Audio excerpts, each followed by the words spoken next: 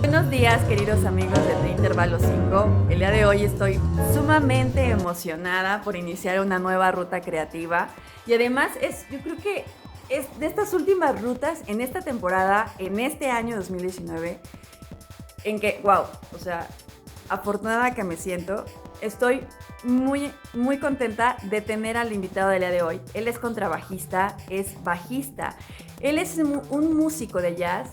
Algunos dicen que es uno de los mejores jazzistas de México y pues director y fundador de la Faro Jazz Institute.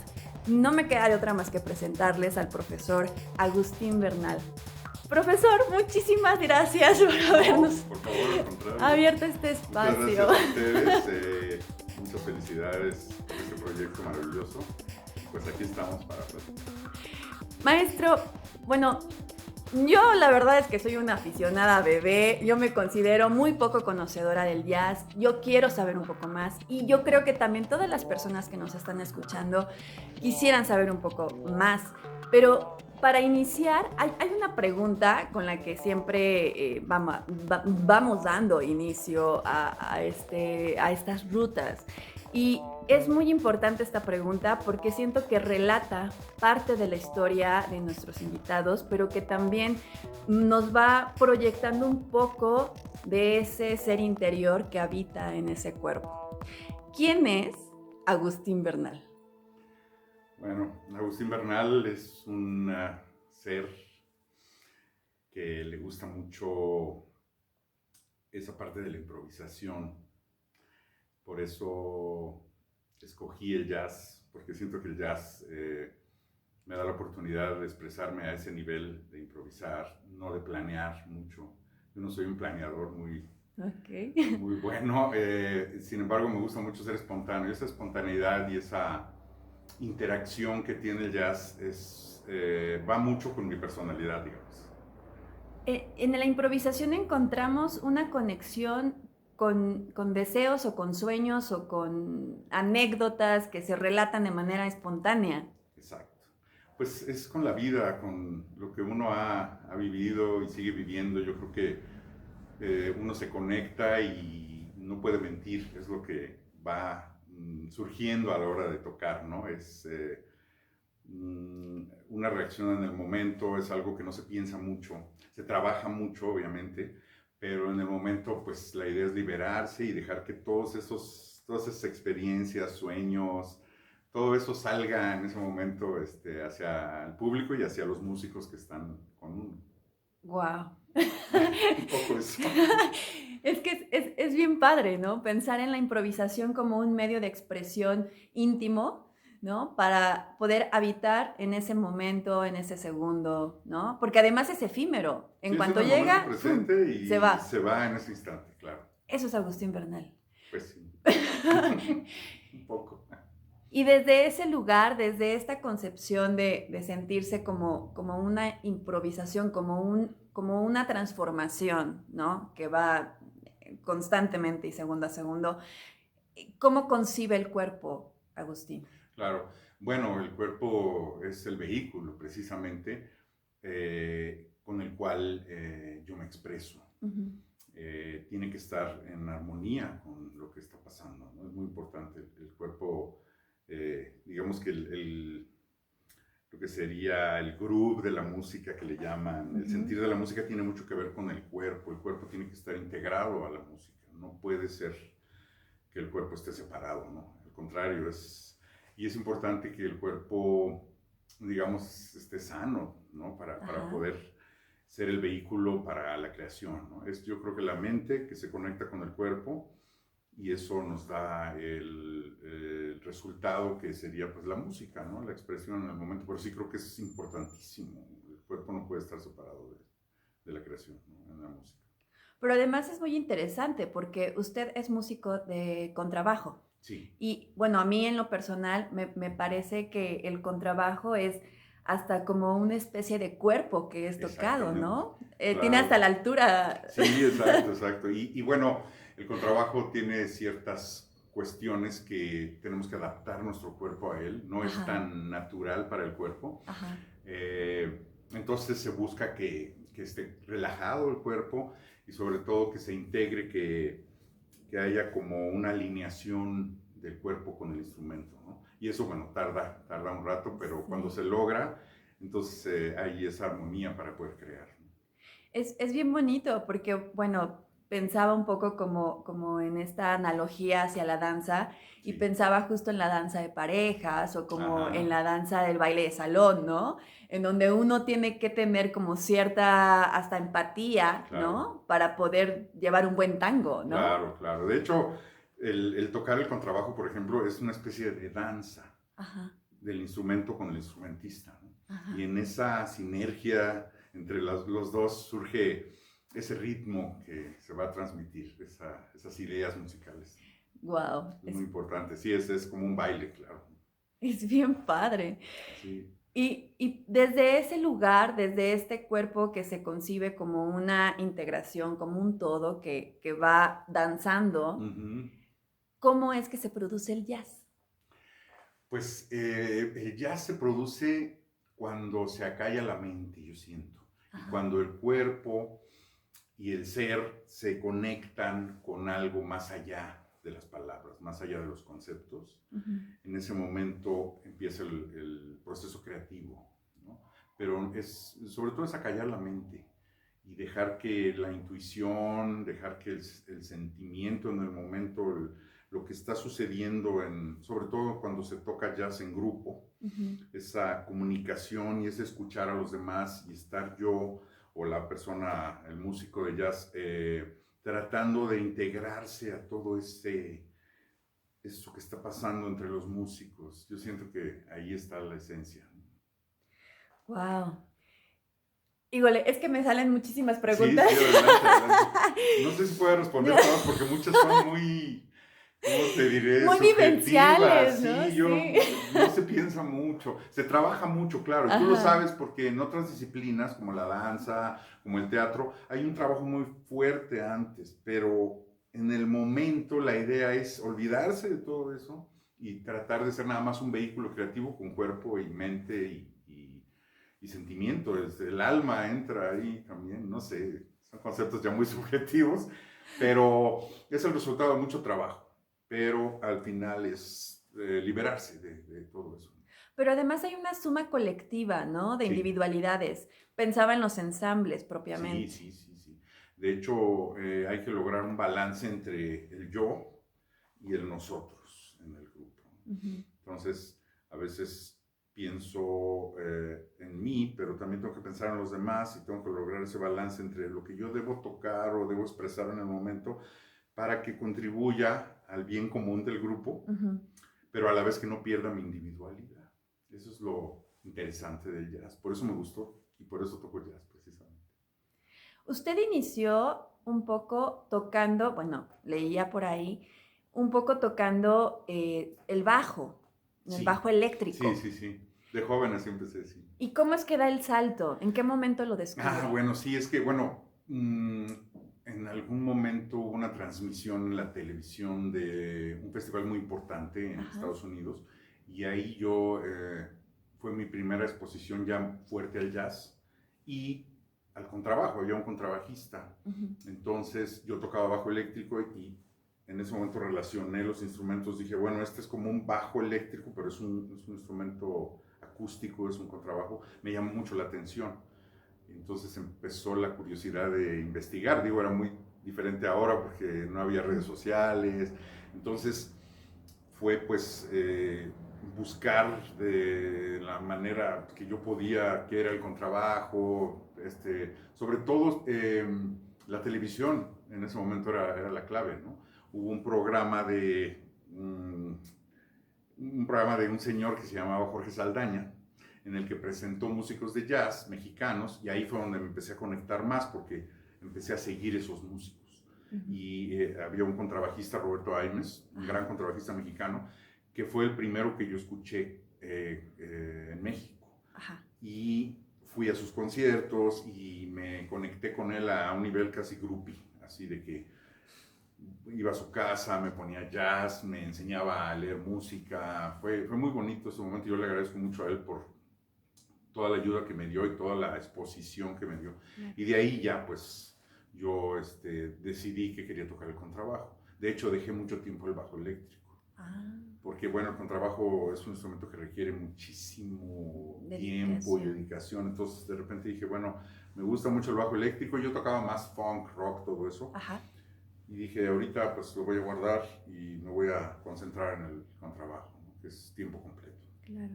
¿Y qué diferencia se encuentra entre un instrumento y otro? Bueno, el contrabajo es un instrumento muy orgánico. No digo que el bajo eléctrico no lo sea, Ajá. pero el bajo eléctrico ya es una adaptación de una guitarra. El bajo eléctrico es una guitarra baja. Ajá. Es un instrumento eléctrico que funciona con un amplificador. El contrabajo es un instrumento que tiene un sonido propio.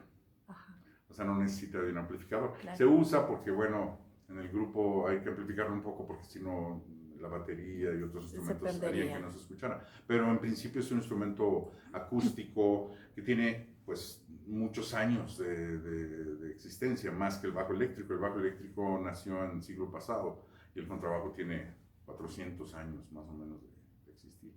Entonces sí hay una diferencia. Yo siento que el contrabajo es un instrumento muy orgánico y eso es lo que me gusta.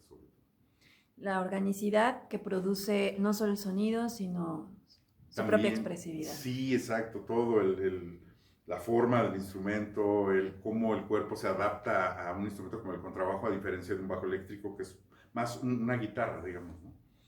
Entonces sí hay una diferencia grande. Wow. Pues vamos a hacer un corte brevísimo, vamos a regresar con el profesor Agustín Bernal. Él es contrabajista, bajista, él es músico de jazz y director y fundador de la Faro Jazz Institute. Entonces vamos y regresamos. Estas son las rutas creativas de T Intervalo 5, cerrando el 2019. Vamos y venimos.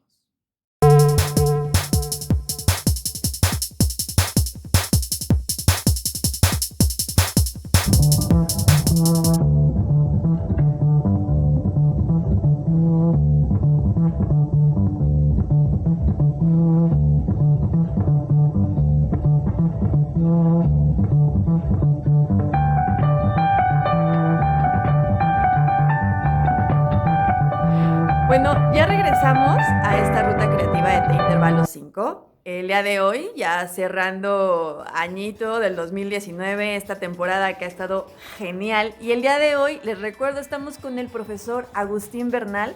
Él es contrabajista, bajista, músico de jazz, director y fundador de la Faro Jazz Institute, que de hecho es donde nos encontramos el día de hoy. Pero ya más adelantito nos platicará el profesor.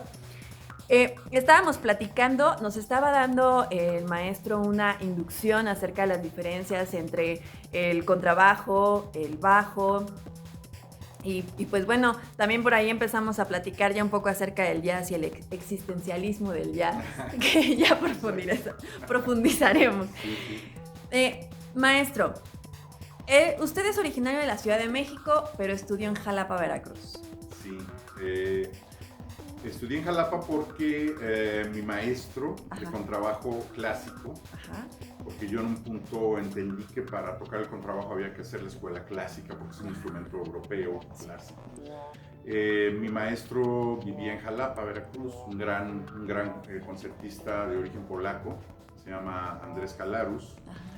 Él vino a dar un curso cuando yo recién salía de la prepa, que ya me iba a dedicar a la música, que fue un tema con mi familia, ¿verdad? Pero bueno, esa es otra historia.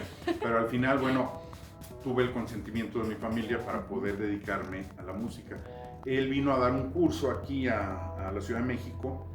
Yo lo conocí, tomé este curso y al final del curso él me vio con tanta dedicación y tantas ganas de aprender que me dijo: oye, Agustín, ¿quieres seguir estudiando el contrabajo conmigo? Yo le dije sí. Me dijo, pues vente a Jalapa a estudiar conmigo. Y pues me fui a Jalapa a estudiar, viví en Jalapa, estudié con el maestro. Fue una especie casi de nivel de aprendiz, porque yo le cuidé a su hijo, le ayudaba a su esposa con las cosas del mandado, íbamos en la noche a pasear a su perro y yo lo acompañaba y platicábamos. Estaba muy pegado a él, no iba a sus ensayos, lo veía estudiar. Entonces fue un momento muy importante para mí porque fue una integración muy fuerte con un gran músico que yo admiro todavía, y un aprendizaje muy grande. O sea, casi estamos hablando de una educación como estas educaciones que se dan mucho en Asia antigua, de maestro y discípulo. Que es muy difícil ya en este tiempo Sí, lograr. Claro. Pero por las circunstancias del momento se pudo lograr. Yo realmente me integré a su vida, lo ayudaba en lo que yo podía, y él pues me daba clases, me enseñaba, había mucho de conceptos de la música. Muy bonito, fue un momento maravilloso que yo siento que fui muy afortunado de poderlo vivir. Y me imagino que determinante en su formación. Claro, sí, porque ahí entendí lo que era la entrega de un músico de ese nivel, ¿no? Y el estudio, y pues cosas muy profundas que no se aprenden nada más en clases con alguien una vez a la semana. Entonces sí fue algo, no sé ni cómo se dio, pero se dio, ¿no? Y fue muy bueno para mí, sí, fue muy importante en mi carrera. Eso es algo que me viene a la mente. Pensaba justo, ¿no? El jazz no se aprende, se vive. Se vive, sí. Exactamente. Yo de hecho, no fui a la escuela de jazz. Ajá. No estuve en ninguna universidad donde se daba jazz. De hecho, en ese tiempo no existían escuelas en México de jazz. Por eso un poco hice la Faro Jazz Institute, pensando en la escuela que me hubiera gustado tener cuando yo era joven aquí en México de jazz. Sin embargo, en ese momento no había. Entonces yo me hice mucho, en el campo del jazz me hice mucho en la calle. Íbamos tocando con algunos libros. No existían videos, no existía YouTube. Entonces todo era pues libros, discos. Y tuve la oportunidad en el año de 1981, a los 21 años, de ir 2 semanas a Nueva York a estudiar con un gran contrabajista. Eso fue decisivo también porque con él también estuve pegado esas 2 semanas como un aprendiz también. De hecho, él me llevó a sus giras. Entonces ahí aprendí cómo era una gira de un músico de jazz en Estados Unidos. Y pude platicar mucho con él en el camino. Él iba manejando, entonces yo le preguntaba cosas, platicábamos, hasta bromeábamos. Me daba clases en los hoteles. Cuando llegábamos a tal ciudad que él tenía que tocar, pues ahí me decía, bueno, vamos a hacer clase y ahora vamos al ensayo, y ahí viene la tocada, y yo lo acompañé a todo. Fue muy bonito también. Fue otra oportunidad en la que fui una especie de aprendiz por 2 semanas. Pero fue lo único que tuve de estudios de jazz. 2 semanas con este gran contrabajista. Regresé a México obviamente muy motivado para seguir estudiando. Pero en realidad yo soy un músico, se puede decir que casi autodidacta en el jazz, ¿no? Pero que realmente, bueno, lo pienso así, es la manera en cómo podrían hacerse mucho las cosas, ¿no? Realmente viviéndolas e incorporándolas, pleonasmo, ¿no? Pero incorporándolas al cuerpo y habitándolas para poder entonces, o sea, encarnándolas, ¿no? Exactamente. Esa sería la palabra. Exactamente, sí, yo iba a los trabajos que empezaba a tener como músico de jazz, y era eso, tratar de integrarme, tratar de entender ese lenguaje. Al principio fue un poco frustrante, difícil, porque no tenía las herramientas, pero poco a poco fui pues teniendo esas herramientas y tratando de integrar todo mi ser al jazz, ¿no? Y a la música. Hay algo que sucede y que me llama muchísimo la atención en los ensambles, que es este dejo de complicidad. Hay como en el teatro le llamamos una réplica, en donde tan seguro estoy yo de, no esto que decía, no pierdo mi individualidad, pero al mismo tiempo genero una sinergia. Exacto. ¿De qué modo va un poco, digamos, midiendo en ese sentido eso, ¿no? ¿En dónde termina mi espacio y dónde comienza el del otro? Pues es muy difícil de saber, porque como en el momento ya no se piensa, se reacciona, vamos a decirlo así. Es una cuestión de intuición y de experiencia. Tal vez yo hace 42 años que empecé a tocar jazz. No entendía eso, no lo podía llevar a cabo en el momento. Sin embargo, con la experiencia y con el tiempo me he dado cuenta que cada vez entiendo más cómo hacer eso precisamente. Cómo poder lograr ese balance entre lo que yo soy y lo que es el grupo, cómo poder contribuir al grupo sin perder mi individualidad. Es algo ¿cómo decir? No es muy fácil de explicar eso. Hay que vivirlo, precisamente, ¿no? Entonces yo siento que es más bien de estar haciéndolo mucho, y llega un punto en que uno empieza a entender. Y también es el conocimiento de los demás, de los músicos con los que está uno tocando, saber cuáles son sus preferencias, y de ahí poder ir reaccionando para poder completar el cuadro, ¿no? El panorama o la expresión musical. Entonces volvemos, ahora sí que digamos que le damos otra vez la vuelta, es encarnarlo 100% sí, y 1000%. Totalmente, totalmente. Sí, el cuerpo, la mente, todo tiene que estar ahí. Es una disciplina muy, muy profunda, vamos a decir, muy orgánica. Y sí, no es estar en el momento presente, sí. Y por eso me gusta tocar jazz. Precisamente eso es lo que me llamó la atención, que es un lenguaje común en el que todos estamos reaccionando y confiando. Es también un ejercicio de confianza entre todos, ¿no? O sea, yo confío que los demás músicos me están escuchando y yo los estoy escuchando, y todos estamos buscando el bien común, ¿no? Es como la democracia perfecta, siento que sería un poco tocar jazz. Ok. Regresando un poco a la historia de su formación. Regresa a México con la intención de seguir estudiando, de seguir preparándose. ¿En qué momento aparece la Faro? Bueno, no, es que la Faro ya viene mucho tiempo después. Ok. Pero bueno, antes de todo eso, pues yo tengo la oportunidad de ir a vivir a Nueva York un año después, en 1986.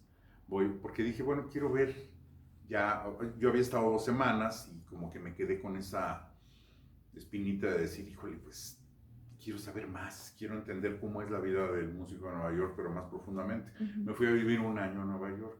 Estuve haciendo trabajos, pues, bueno, era indocumentado, entonces cuidaba niños, era babysitter, digamos, cuidaba niños, sacaba copias, un chorro de trabajos que tuve que hacer para subsistir y poder escuchar jazz. Todo lo que ganaba casi me lo gastaba en ir a los clubs de jazz, para ver y escuchar y aprender, ¿no? Y eso fue un momento importante. Cuando regresé de Nueva York, después de un año, fue donde empecé realmente a crear unos, más bien, proyectos musicales importantes. Uno de ellos es un grupo que se llamó Antropóleo, un nombre muy raro, que es la unión de 2 temas de jazz, con el maestro Héctor Infanzón, un gran pianista de jazz, y el maestro Tony Cárdenas, en paz descanse, un gran baterista. Con ellos hicimos un proyecto que creo que fue importante en la historia del jazz en México, Antropóleo se llamó, y ahí empecé yo realmente a florecer un poco más dentro de lo que es el jazz, ¿no? Y a entender un poquito más. Pero fue importante el estar en Nueva York ese año, ¿no? Para poder asimilar un poco más cómo es, ¿no? Todo esto. Aquí hay una pregunta que pondré entre paréntesis, porque es algo que continuamente siento que, bueno, ahora a veces pienso que un poco menos que antes, pero que normalmente está. ¿Qué se tiene que hacer para poder hacer lo que uno quiere hacer? Pues, no tener miedo primero. Yo pienso que es lo primero. Yo, la verdad, cuando decidí tocar jazz, no sabía a qué me iba a enfrentar. Y qué bueno que tuve una cierta inconsciencia, porque si hubiera tenido conciencia, tal vez no lo hubiera hecho. Me hubiera ganado el miedo. Pero yo en ese momento joven, pues, dije, pues, quiero abrazar la vida y quiero hacer algo que me guste y que sienta que es algo que va con lo que soy yo, y por eso tomé el jazz. Pero en realidad después ya estando adentro dije, no sé qué hice, porque yo no tenía preparación musical, fue casi empezar de cero. Entonces, pero qué bueno que fui inconsciente, porque al final pues aquí estoy, llevo 42 años de carrera en el jazz, y siento que ha sido algo muy enriquecedor y un aprendizaje muy grande para mi vida. Pero sí, yo creo que no hay que tener miedo, yo creo que hay que hacer lo que uno siente, a pesar de todo, y yo sé que es duro en muchas disciplinas, no solo la música, sobre todo en la parte artística, es algo muy fuerte, es muy complejo. muy duro. Sin embargo, es una vida y hay que hacer lo que tenemos que hacer. Yo no me arrepiento un segundo de haber decidido ser músico de jazz. ¿Ya vieron? Solo hay que hacer lo que se tiene que hacer y de eso se trata. Bueno, se dice fácil, pero... Y un poco ser inconsciente, de lo que va a ser, porque si uno, como te digo, es consciente, empiezan a haber preguntas, empieza la parte intelectual y tal vez uno no se avienta, ¿no? Yo, como te digo, no sabía ni a dónde iba, pero dije, me gusta, quiero hacerlo, no me veo en otra situación en mi vida. Entonces dije, pues voy a entrarle con todo. Es eso, ¿no? Es tomar la decisión con contundencia y hacerlo. Y hacerlo, y no tener miedo y decir, pues voy a seguir y seguir, y bueno, tener un umbral muy, muy amplio a la frustración, porque a veces es frustrante, es difícil. Claro. En esa época, sobre todo en el jazz en México, era muy duro. Yo le llamo la edad media del jazz en México. Wow, es que Los no había. 70s, había muy pocos lugares, no había lugares donde estudiar, y es por eso que yo hago la Faro Jazz Institute. Lo creo porque dije, me gustaría hacer una escuela como la que me hubiera gustado a mí en el momento en que yo era estudiante. Me hubiera gustado que hubiera un La Faro Jazz Institute, que es un instituto muy sencillo. Es un instituto, digamos, que yo lo llamaría como comida casera contra comida, digamos, de restaurante, así, o comida fast food y eso. Sería como una fondita de comida, así veo la Faro. Es un lugar muy sencillo, no tenemos ni secretaria, no tenemos policía en la puerta, no hay anuncio. Es un lugar donde los muchachos vienen a tocar, vienen a experimentar el jazz. Tratamos de no burocratizarlo, ni de poner cosas que no, sino algo muy directo, ¿no? Que vengan a tocar y a aprender cómo es tocar el jazz. Vale. Pues vamos a hacer un último corte en esta ruta creativa de T-Intervalo 5 con el profesor Agustín Bernal, contrabajista, bajista, músico de jazz, director y fundador de la Faro Jazz Institute. Vamos y venimos, estamos emocionados de tener a este gran músico con nosotros. Vamos y venimos, ruta creativa T-Intervalo 5.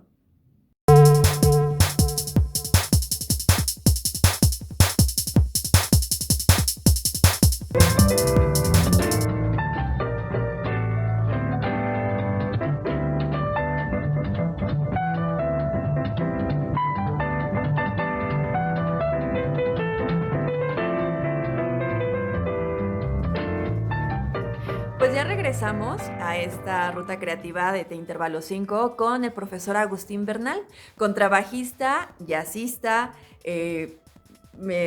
muchas cosas, director, fundador de la Faro Jazz Institute, y a mí ya se me está yendo la cuerda también, porque de la emoción de poder tener al profesor con nosotros cerrando este 2019. Ese movimiento que vieron fue porque Pati accidentalmente, porque mi emoción me invadió. Bueno, estamos con el profesor y nos estabas platicando, nos estabas compartiendo, maestro, un poco acerca de el momento en el que fundas la Faro Jazz Institute. Entonces, ¿en qué año fundas la Faro? Yo fundo la Faro Jazz Institute en el año de 2011, junto con un maestro y músico que yo admiro mucho, que es el maestro Héctor Rodríguez, un gran guitarrista mexicano. Yo lo conocí cuando yo trabajé en otra institución. Él era maestro, yo era decano, y comenzamos una relación musical en ese tiempo, que fue más o menos en 2009. Después él se fue a hacer su maestría a Estados Unidos, y cuando regresa, yo salgo de esta institución y decido fundar la Faro Jazz Institute. Hablo con él y él me dice que él también le entra. Y en 2011, en septiembre de 2011, empieza la Faro Jazz Institute a hacer labor. ¿Y cuántas personas han pasado por aquí? Me imagino que muchísimas. Pues varias, sí, músicos que ahora ya están digamos, en el circuito del jazz mexicano. Algunos otros están en Estados Unidos estudiando. Wow. La Faro siento que es un trampolín para músicos que quieran conocer el jazz, venir, digamos, a entender y a practicar, y después lanzarse a donde ellos quieran, ¿no? Ya sea seguir estudiando en otros lugares del mundo o de México, o ya entrar al circuito de jazz de la Ciudad de México o del país a tocar, ¿no? Esa es un poco la idea.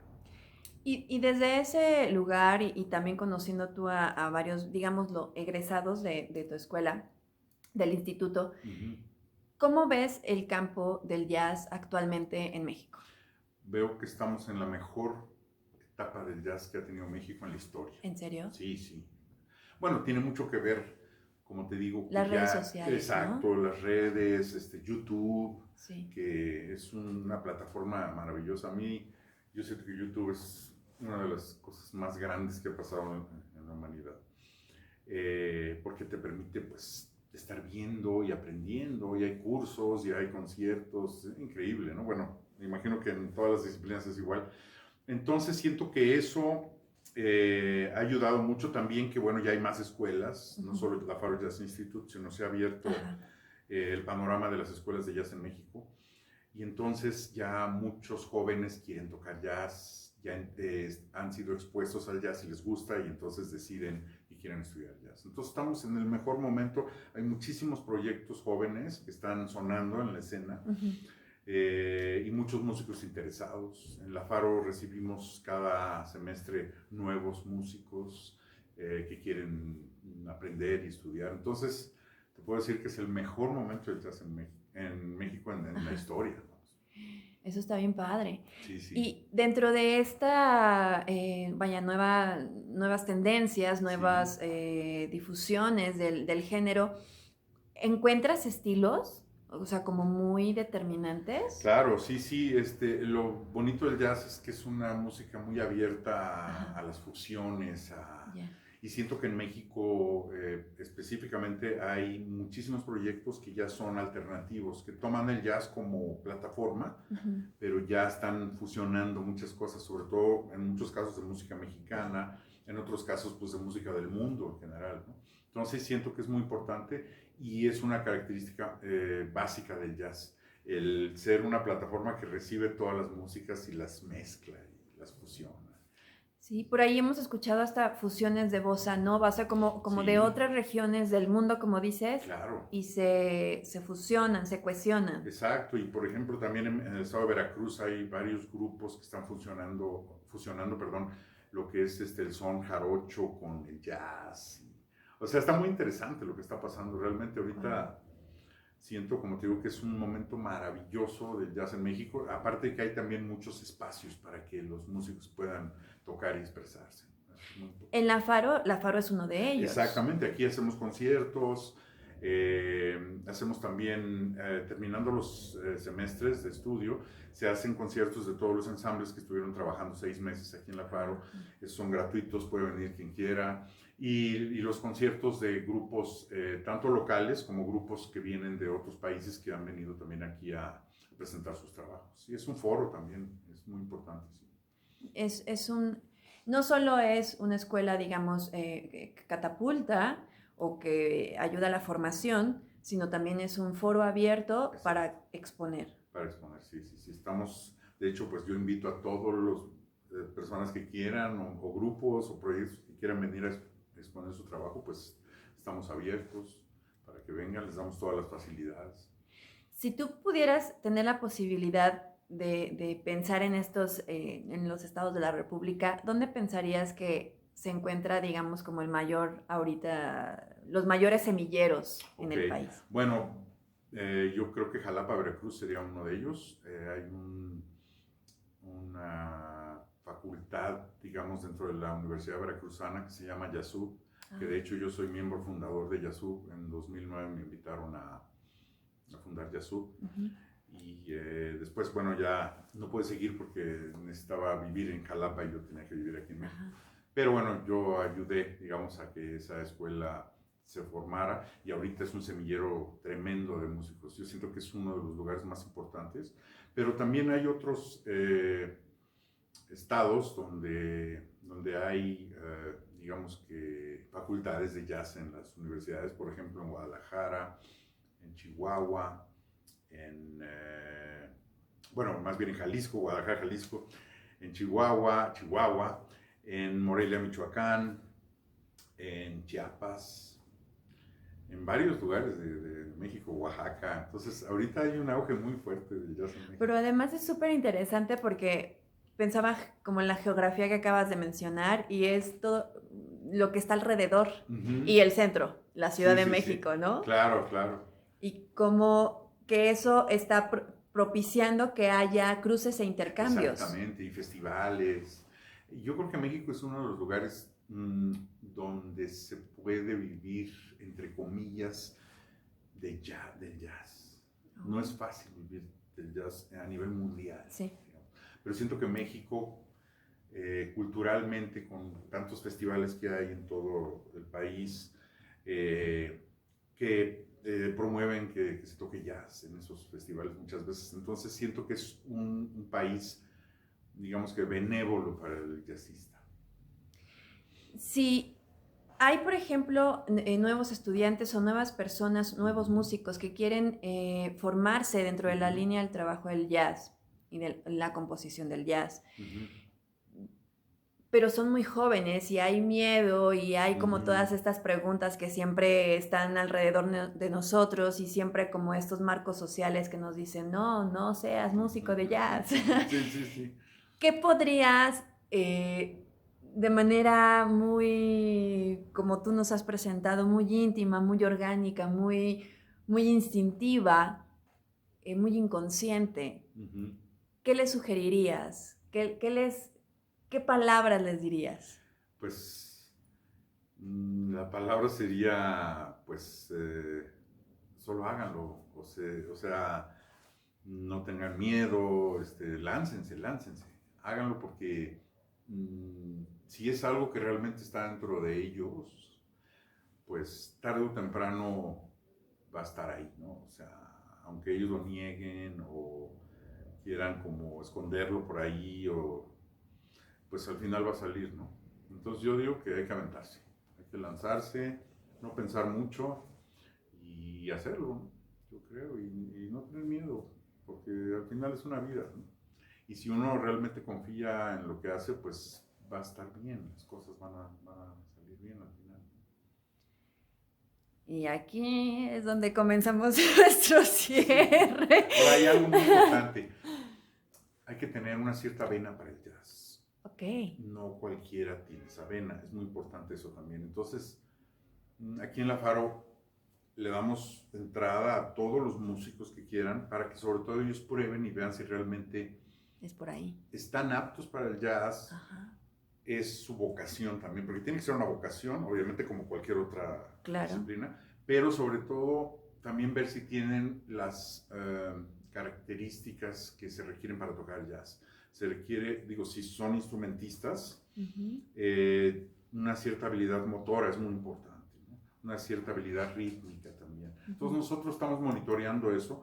No somos una institución que te dice tú no puedes o tú sí puedes, sino como que les brindamos la oportunidad y muchos de ellos se dan cuenta si sí realmente son aptos y otros se dan cuenta si no. Pero nosotros tratamos de no decir nada, sino de que ellos vivan la experiencia y ellos mismos se convenzan.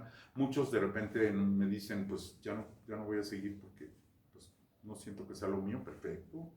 Otros me dicen, estoy muy motivado y siento que sí puedo, bueno, pues sigue adelante, ¿no? Pero nosotros no decimos nada, tratamos de ser muy neutrales en ese sentido, darles la oportunidad, pero al final, pues que ellos decidan, ¿no? Eso es muy delicado, ¿no? Yo de repente veo ciertos músicos que digo, no sé, pero no digo nada. Trato de ser muy respetuoso en eso, ¿no? De dejarlos que ellos mismos se convenzan. Pero sí se requiere de muchas habilidades, es complejo tocar jazz. Entonces, digamos que realmente no son tantos músicos de jazz. Pues no, se va acotando. Es como un embudo. Ajá. Que de repente cae una gotita que es ese músico que sí ya va a llegar a tocar jazz. Pero se requieren muchas cosas para tocar jazz. Es muy complejo, como te decía, es habilidad motora, habilidad rítmica, un buen oído, un cuerpo que se pueda realmente fusionar con la mente y el instrumento, poder escuchar, poder interactuar, poder improvisar en el momento, cosas que tengan sentido contra estructuras complejas de repente a nivel musical. Es todo es una actividad humana muy compleja la de tocar jazz. ¿Y considerarías que una de las más importantes es el trabajo en equipo? Sí, claro. Sí, porque ahí es donde el jazz es un lenguaje, entonces es donde hablamos el lenguaje con los demás. Entonces, pero tenemos que cubrir muchos requisitos antes de poder llegar a ese momento. Porque en ese momento todo tiene que estar armado para que yo pueda voltear hacia afuera y decir, estoy tocando con otros músicos, estoy haciendo música con todos y no estoy en mi burbujita de músico tocando nada más lo que yo estoy oyendo en mí, sino tengo que estar, eso ya tiene que estar como hecho y yo puedo entonces voltear a ver qué está pasando y reaccionar. Entonces todo eso implica muchos años de trabajo, de estudio. Sí, es muy, muy complejo realmente.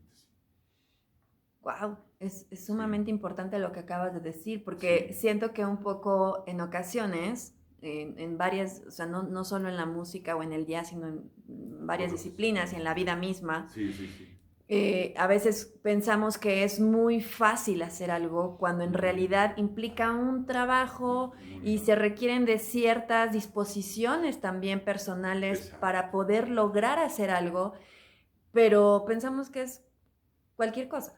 Exacto. No, bueno, y la idea es que cuando ya tú estás en el escenario la gente vea y diga, pues es cualquier cosa, eso es lo importante. Y eso es lo más interesante, ¿no? Exacto, y eso pasa en el teatro, y eso pasa en la danza, o sea, tú ves a esa gente y dices, wow, o sea, se ve fácil, se ve natural, así debe ser, pero sabemos todos que en todas esas disciplinas hay un trabajo muy fuerte. En la danza, yo trabajé algún tiempo para la Compañía Nacional de Danza tocando jazz en un proyecto muy interesante y veía el trabajo que los bailarines hacen, es una cosa tremenda. Pero ya a la hora que los ves en el escenario, bueno, lo mismo pasa con el jazz, es lo mismo. Hay mucho trabajo que hacer, pero al final el premio es muy grande cuando puedes interactuar con otros músicos, cuando empieza a funcionar en el ensamble de jazz, es una cosa maravillosa. Es un momento que yo he visto en los muchachos, cómo ellos pues sienten esa alegría de que pueden, ¿no? De que ya están pudiendo tocar, es maravilloso. Yo como maestro siento que es el premio más grande para un maestro el ver a tus alumnos florecer, ¿no? Obviamente. Si hay alguien que quiera contactarte, seguir platicando contigo acerca del jazz, poder acercarse para quizás, hasta por qué no, buscar esta formación que tú recibiste y que fue tan afortunada, ¿en dónde podemos encontrarte? ¿Tienes redes sociales, maestro? Claro. Bueno, mira, a nivel de la Faro Jazz Institute, tenemos Facebook, la Faro Jazz Institute, Facebook. Tenemos un sitio web también que es www.lafarojazzinstitute.com.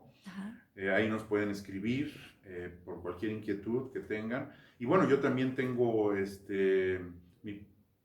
lo que sería mi perfil de artista en Facebook, que es Agustín Bernal. Mi perfil también personal, que es Agustín Bernal igual.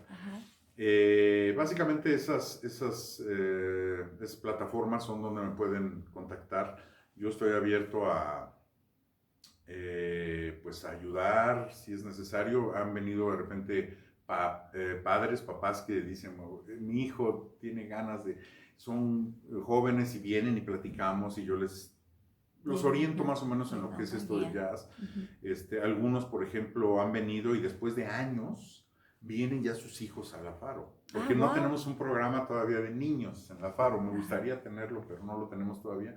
Sin embargo, yo les digo, miren, que termine su prepa, que ya esté libre de esas partes, esas cosas, y ya que venga a tocar a la Faro. Entonces, se ha dado ese caso de que han venido muchachos de secundaria que yo los veo y les digo, bueno, sigue estudiando con tu maestro, sigue preparándote y cuando ya termines la prepa, vente a la Faro, ¿no? Y se ha dado eso.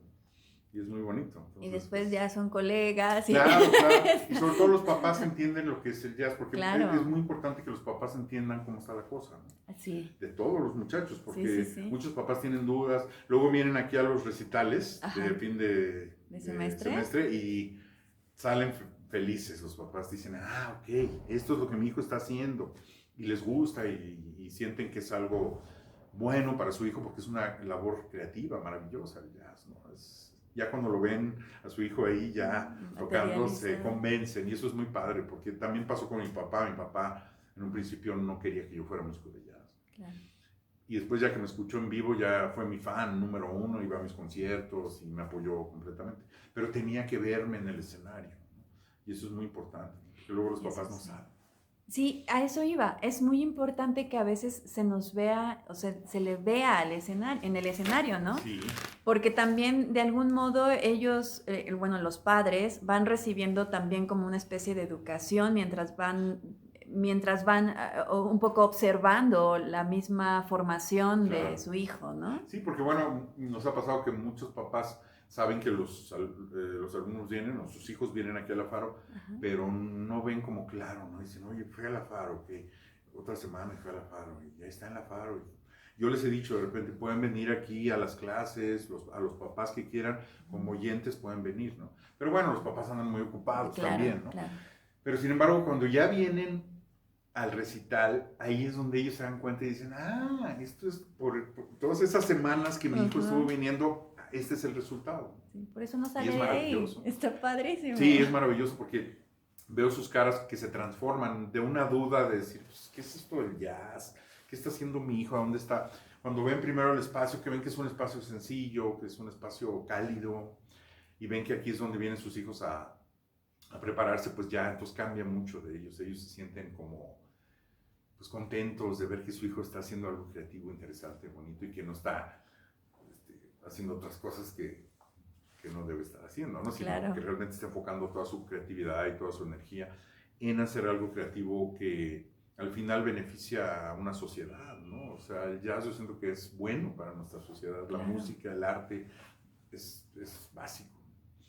Entonces, comprendo con esto que la atención es sumamente personalizada en la Faro.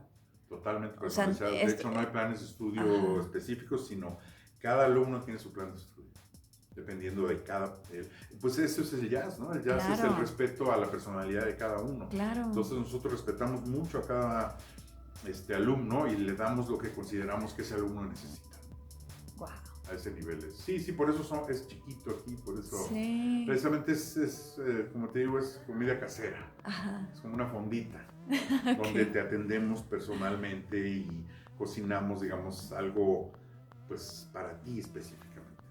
Eso está padrísimo. Sí, eso es lo que queremos. Y no queremos crecer, ya he tenido algunas ofertas de crecimiento para la Faro, pero la verdad, no me interesa, quiero que siga este formato sencillo, sin burocracia, sin planes de estudio concretos, sino, como te digo, algo más personalizado en el que los músicos vengan realmente a sacar su potencial, ¿no? Y su personalidad sea respetada.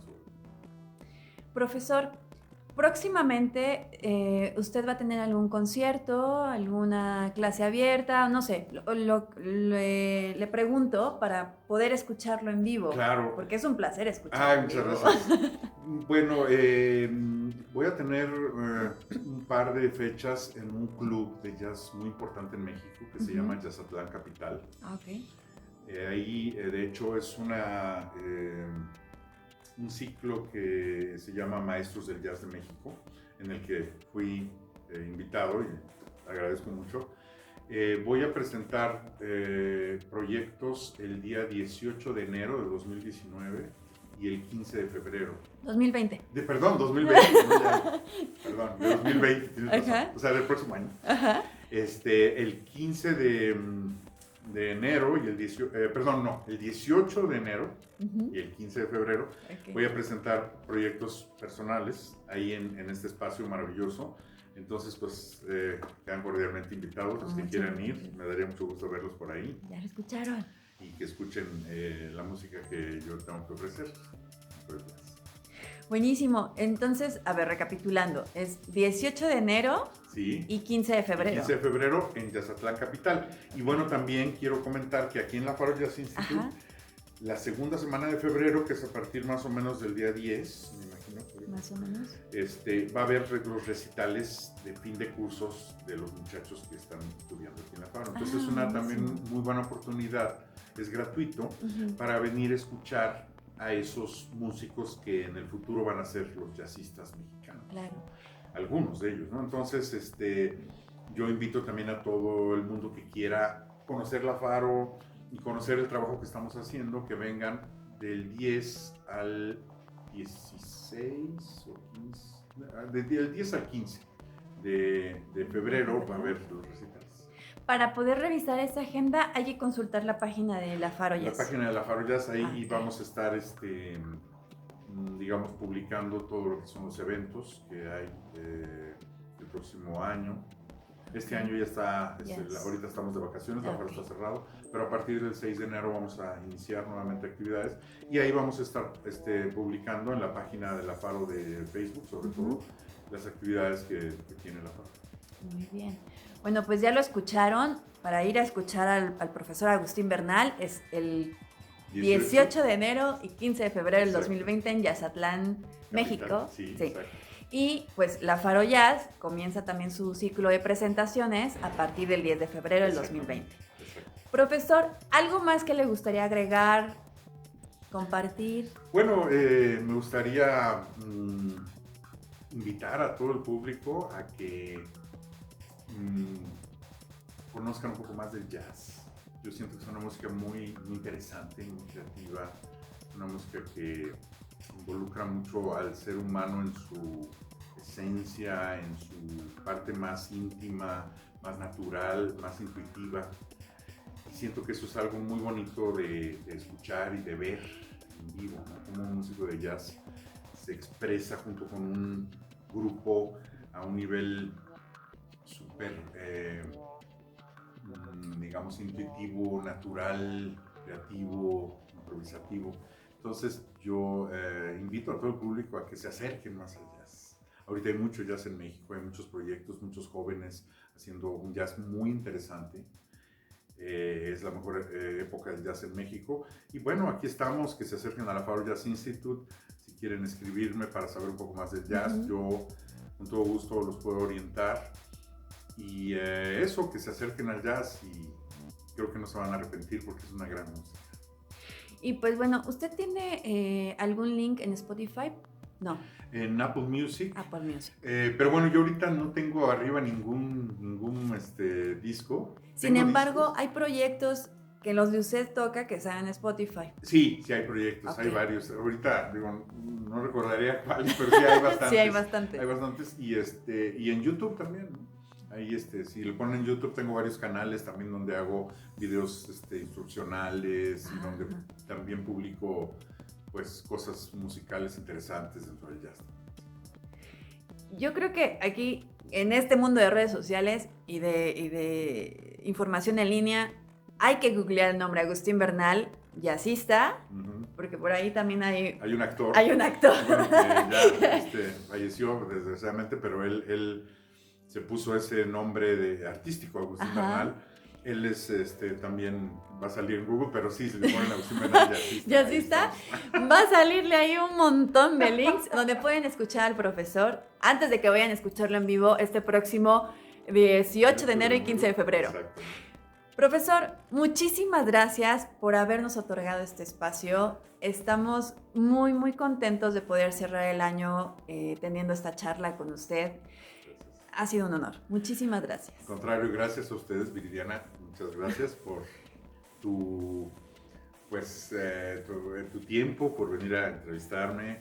Muchas gracias a Intervalo 5, a Rutas Creativas, que es un gran proyecto. De veras, espero que sea una más de muchas entrevistas y mucho trabajo creativo. Los felicito, les agradezco mucho y aquí estamos a sus órdenes. Muchas gracias. Saludos a toda la comunidad que ve estos videos. Pues les agradezco también muchísimo a ustedes por habernos escuchado. Les recuerdo, estuvimos con el profesor Agustín Bernal. Él es contrabajista, jazzista, es director y fundador de la Faro Jazz Institute. Y pues bueno, pues qué placer. Y pues ya de aquí nos vamos a ir a escuchar unos conciertazos ahí en línea o esperar próximamente pues los conciertos del profesor el próximo año. Muchísimas gracias, maestro Agustín. Gracias. Les agradezco a ustedes por habernos escuchado nuevamente y recuerden que las rutas creativas pueden ser escuchadas cuantas veces quieran, a la hora que quieran, a través de las diferentes plataformas en línea que tenemos por ahí, entre ellas facebook.com/T5, soundcloud.com/T5. Ya estamos también por ahí teniendo eco con nuestra plataforma en youtube.com y bueno, ahí el canal T5 y pues estamos buscando nuevas maneras de acercarnos y generar estos puentes comunicantes mucho más cercanos de un punto a otro. Entonces les agradezco mucho. Rutas Creativas de T5 el día de hoy con el profesor Agustín Bernal, uno de los mejores jazzistas mexicanos. Gracias, hasta luego. Gracias. Hasta luego, nos vemos, Rutas Creativas.